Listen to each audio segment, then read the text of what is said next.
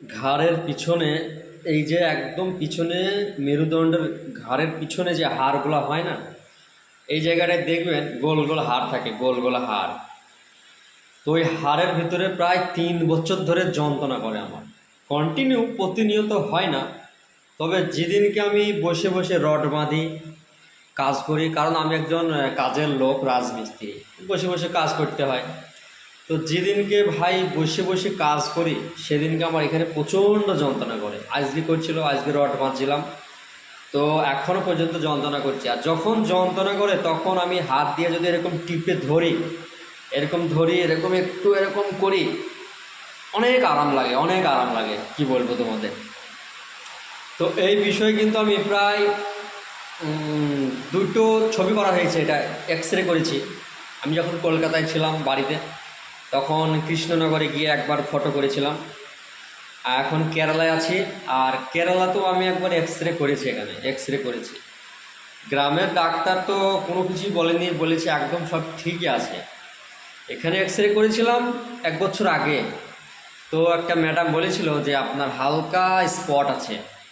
এখন কি স্পট, কি সমস্যা জানি না।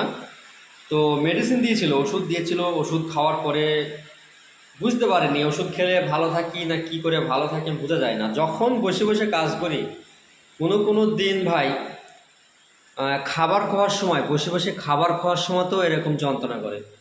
কি করব, তখন এরকম যদি একটু টিপে ধরি খুবই আরাম লাগে, এরকম ধরে এরকম ব্যায়াম করলে খুব আরাম লাগে।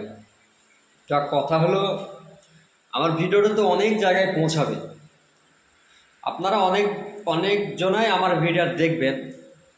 তো যদি কারো কোনো আইডিয়া থাকে, মানে কি করতে হবে, তাহলে আমার এই ঘাড়ের যন্ত্রণাটা ভালো হয়ে যাবে, কি করলে ঘাড়ের যন্ত্রণাটা ভালো হয়ে যাবে, প্লিজ একটু কমেন্টে বলবেন, প্লিজ প্লিজ, আপনাদের কাছে এই রিকোয়েস্ট। কারণ আমি ডাক্তার দেখিয়েও এটা আমার ভালো হচ্ছে না গো। কাজ করি ভাই, বসে বসে কাজ করলেই যন্ত্রণা শুরু হয়। আজকে একটু খুব যন্ত্রণা করছে আজকে। তো ভিডিওটা যার কাছে পৌঁছাবে, একটু আমাকে কমেন্টের মাধ্যমে বলে দেবেন যে কি করলে ভালো হবে।